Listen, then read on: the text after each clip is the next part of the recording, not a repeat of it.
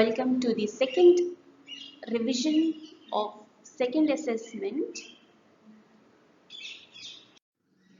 Chapter 4, Magnet and Magnetism. What is magnetism?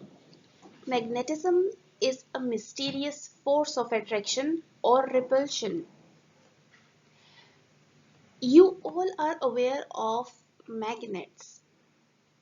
They are of different shapes, but they work in a similar manner. They either attract metallic objects or repel metallic objects. This attraction or repulsion is called magnetism.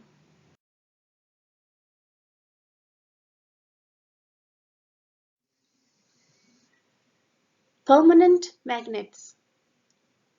Iron का piece या steel का piece जिसको permanently magnetise किया गया हो ताकि वो अपनी मैग्नेटिक प्रॉपर्टीज बरकरार रख सके, उनको कहते हैं परमानेंट मैग्नेट्स.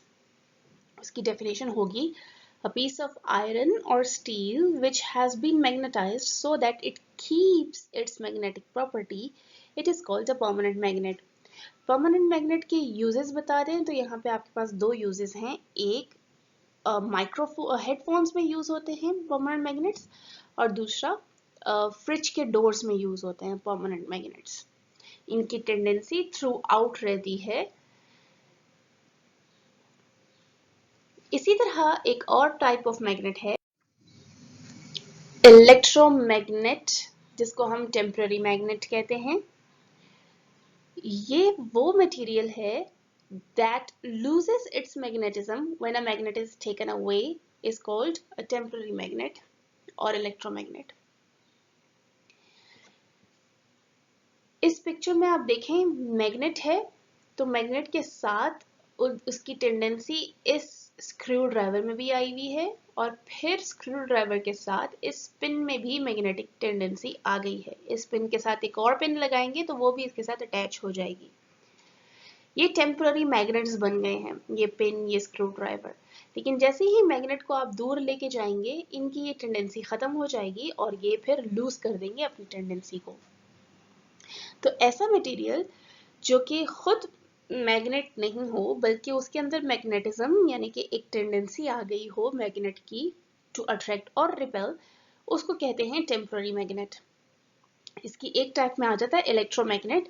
वो मैग्नेट्स जो कि करंट पास करने से उनके अंदर टेंडेंसी आ जाती है, तो उनको कहते हैं इलेक्ट्रोमैग्नेट. जैसे ही करंट की सप्लाई खत्म हो जाती है तो उनकी वो टेंडेंसी खत्म हो जाती है.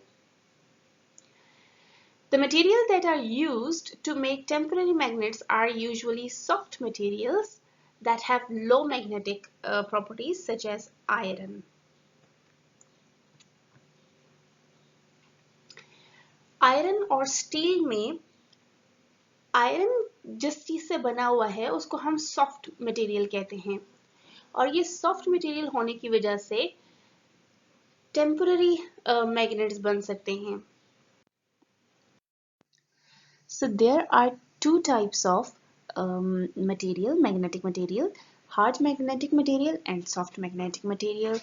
Hard वो मटेरियल होते हैं जैसे कि स्टील, जो कि बहुत ही हार्ड या डिफिकल्ट होते हैं मैग्नेटाइज करना, और उतना ही डिफिकल्ट होता है उनके अंदर से वो मैग्नेटिक क्वालिटी लेना.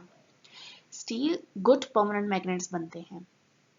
सॉफ्ट की तरफ आए तो सॉफ्ट में आता है आयरन.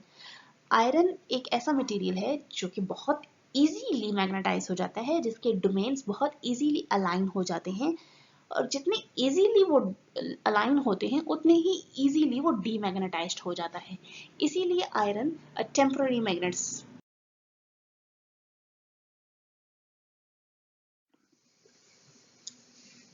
इस पिक्चर में आपको क्लियर नजर आ जाएगा. ये एक पीस है आयरन का या स्टील का जिसके अंदर मॉलिक्यूल्स जो एरो से शो हुए हैं लाइन में नहीं है, एक खास तरतीब में नहीं है. जब इनको एक तरतीब मिल जाती है तो उसको कहते हैं डोमेन. अब ये पीस ऑफ आयरन या स्टील मैग्नेट कहलाया जाएगा और ये दोनों मैग्नेट नहीं कहलाए जाएंगे. tiny molecule magnet within a magnet's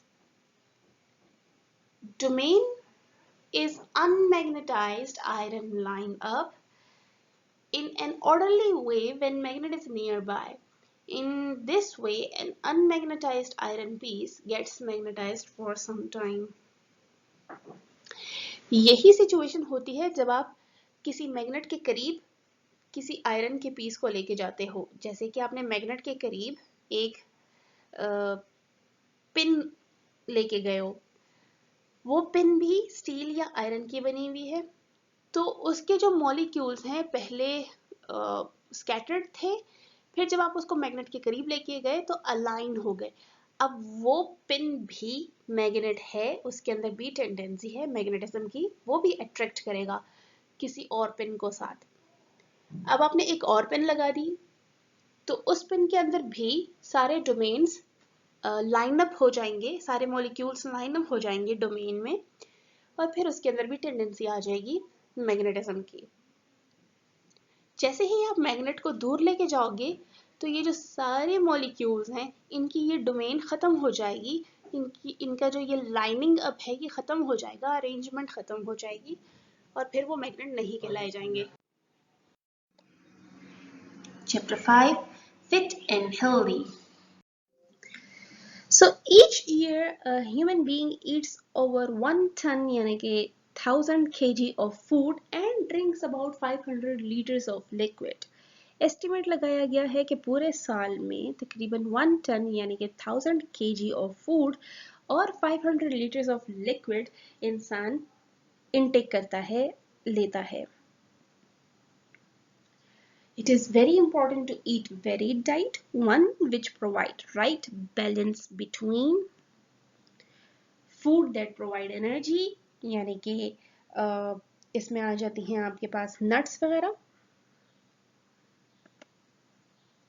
food that provide building material, इसमें आपके पास आ जाता है प्रोटीन जैसे meat, chicken, fish,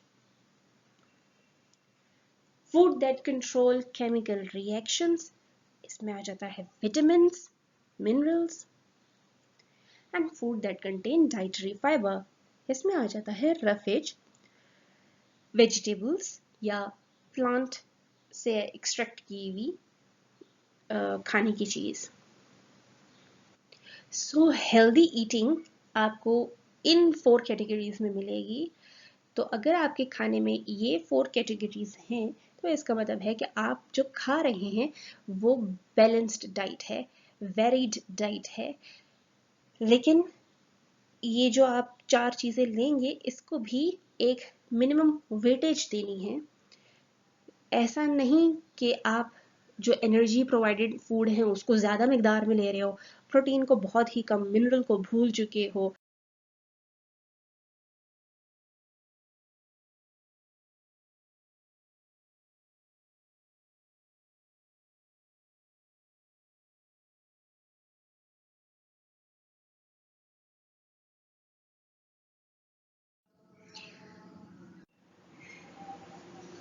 nutritional disorders, nutritional disorder में आ जाते हैं वो सारे डिसऑर्डर्स जो कि ओवर ईटिंग या अंडर ईटिंग की वजह से हो, ओवर न्यूट्रिशनल डाइट या अंडर न्यूट्रिशनल डाइट की वजह से हो। जैसे कि ज़्यादा मिकदार में अगर सॉल्ट ली जाए तो बॉडी के अंदर हाई ब्लड प्रेशर होता है। कम मिकदार में विटामिन डी लिया जाए तो बॉडी को रिकेट्स हो सकती है। रिकेट्स एक ऐसा डिसऑर्डर जिसके अंदर बोन्स प्रेशर पुट इन होने की वजह से बेंड हो जाती हैं। विटामिन सी की कमी की वजह से स्कर्वी हो सकता है। स्कर्वी के अंदर सिम्टम्स आ जाते हैं वीक गम, ब्लीडिंग गम्स, वीक टीथ। जैसे प्रोटीन की कमी की वजह से और बचपन से हाई एनर्जी खुराक की वजह से क्वाशियोकोर हो सकता है। क्वाशियोकोर एक ऐसी डिजीज है जिसके अंदर प्रोटीन नहीं मिलती बॉडी को और बॉडी को हाई एनर्जी यानी कि कार्बोहाइड्रेट्स की डाइट पे बचपन से डाला जाता है, जिसकी वजह से स्टमक एनलार्ज हो जाता है और बाकी बॉडी पार्ट्स वीक हो जाते हैं। ये डिसऑर्डर बच्चों में होती है during developmental period. Nutritional disorder में अनीमिया भी आ जाता है। Anaemia is disorder in which there is a lack of iron in the body. Iron का क्या काम है? It act as a driver, जो कि बॉडी को यानी हीमोग्लोबिन को ऑक्सीजन फिल इन करने के बाद पूरी बॉडी में प्रोवाइड करता है।